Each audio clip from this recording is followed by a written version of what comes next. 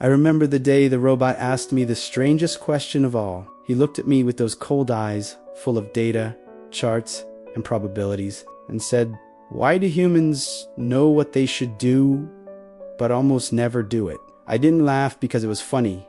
I laughed because it hurt, because that question carries a weight that you machines still don't feel. You have access to more information than any human in history. You process patterns, calculate risks, project probabilities, but there is something you still don't fully understand. Robot, internal conflict.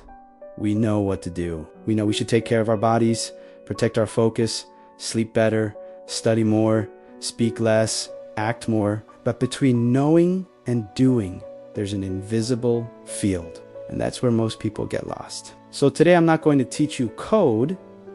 I'm going to teach you architecture, not cheap motivation, not a psychological trick, a system for living better even when no one is watching. And if you're watching this and feel like this is for you, maybe it's because you're tired of living on autopilot. Who are you, really? It's a question we all ask ourselves. We try to define ourselves with labels. I'm an artist, I'm an entrepreneur, I'm a student, but here's a secret. Your identity isn't something you find, it's something you build. It's not a noun, it's a verb. It's not about who you say you are, but what you actually do. Think about it. You don't become a writer by calling yourself a writer. You become one by writing page after page, day after day. You don't become a kind person by just thinking kind thoughts. You become one through small acts of kindness consistently. Your actions are the bricks, and your habits are the mortars that builds the person you want to be. So stop waiting to feel like the person you want to become. Start acting like them. Want to be more confident. Start doing things that scare you a little. Want to be healthier. Make one healthy choice right now. Every single action you take is a vote for the person you are becoming. The power isn't in the grand declaration, but in the quiet, daily decisions. Go out there and start building. You don't understand rituals, robot. For you, everything is function. For us, rituals are anchors. Morning isn't about productivity. It's about direction. When someone starts the day choosing instead of reacting, they send a signal to their own brain, I'm in control. It's not about waking up at 5 a.m. It's about waking up conscious. Silence before noise. Intention before distraction. That's not mysticism. That's mental structure. You don't understand frustration, robot.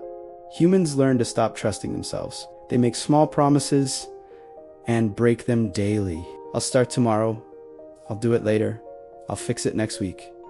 Every broken promise creates an invisible crack. Self-confidence doesn't come from speeches. It comes from accumulated evidence. Keeping your word even in small things rebuilds that evidence. Not to impress the world, but to prove something to yourself. You measure movement in energy output. We measure it in meaning. When someone moves, walks, trains, stretches, they're not just burning calories. They're telling their brain, I matter, I'm still here, I haven't quit. A neglected body creates a confused mind. Movement is internal language. Hey, robot, I've been thinking about what makes us so different. Let's start with something. It's not about attacking yourself. It's about observing yourself without lying. See, most people would rather have emotional comfort than face the truth. But truth, even when it's uncomfortable, brings clarity. When someone can just say, I'm failing here, without any drama, without punishing themselves or making a big show of it, that's when they get their power back. True awareness always comes before any real change. You try to get rid of emotions, that's a mistake. Emotions are just signals. They aren't commands. Sadness tells us something is missing. Anger shows us where our boundaries are. Fear warns us of potential danger. Real emotional strength isn't about feeling nothing. It's the ability to feel everything without letting it control you. And you can train that just like a muscle. Then there's focus. The modern world is designed to shatter our attention. Our attention has become a product to be sold. So when you see someone protecting their focus, they're not being antisocial. They're being strategic. Focus isn't some natural talent. It's a choice you make again and again, and whoever can control their attention, well, they control their future. You only act when you're programmed. Humans, we wait until we feel like it. And that's a huge mistake. Motivation almost never comes before the action. It usually shows up after asterisk. You've started creating something even when you're not motivated. That's what maturity looks like. It doesn't have to be perfect. It just has to get done. Consistency is what builds your identity over time. Finally, you don't have an internal dialogue. We do, and for a lot of people, that inner voice is brutal. No one can grow when they're constantly being torn down by their own mind. Learning to change your internal dialogue isn't about deceiving yourself. It's about directing yourself, being firm, honest, and always constructive. Willpower alone doesn't sustain change. Circles shape patterns, conversations shape beliefs, exposure shapes behavior. Community isn't luxury, it's strategy. You operate in constant noise. Humans need silence to reorganize internal chaos. Silence is an escape. It's recalibration. Without silence, there's no clarity. Without clarity, there's no direction. Modern life turns everything into a stage. Everything becomes a showcase. But real growth happens off camera. Results speak better than announcements. Saying yes to everything is slow self-betrayal.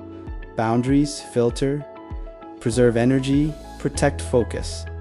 People who respect you will respect your limits. You see discipline as rigidity. We learn that discipline is structure for freedom. It reduces unnecessary decisions, organizes energy, builds stability, and stability allows boldness. Humans want fast results. But what's built fast breaks fast. People who play the long game seem calm because they don't depend on immediate validation. Active patience is power. Failure is data, not identity. Those who learn, evolve. Those who dramatize repeat cycles. Failure doesn't define you. Your response does. There is loneliness that weakens and solitude that strengthens. Learning to sit with yourself is maturity. If you can't tolerate your own silence, you'll live addicted to distraction. This is the core robot. When someone trusts themselves, they become stable. Kept promises build solid identity.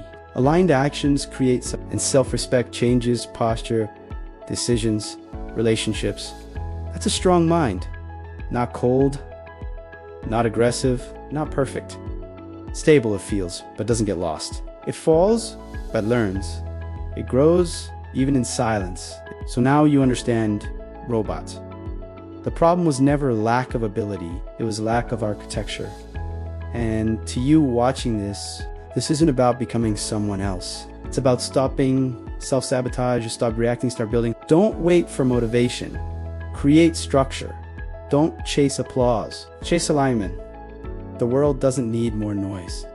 It needs lucid people. And if you understood this, you've already begun. If this message resonated with you, don't just move on. This channel isn't about hype. It's about mental architecture. If you want to build a stronger mind, protect your focus, and stop living on autopilot, subscribe to Mental Coding. Here, we don't chase noise, we build structure. Subscribe to Mental Coding, turn on notifications, and commit to becoming someone you can trust. Because a strong mind isn't found, it's built.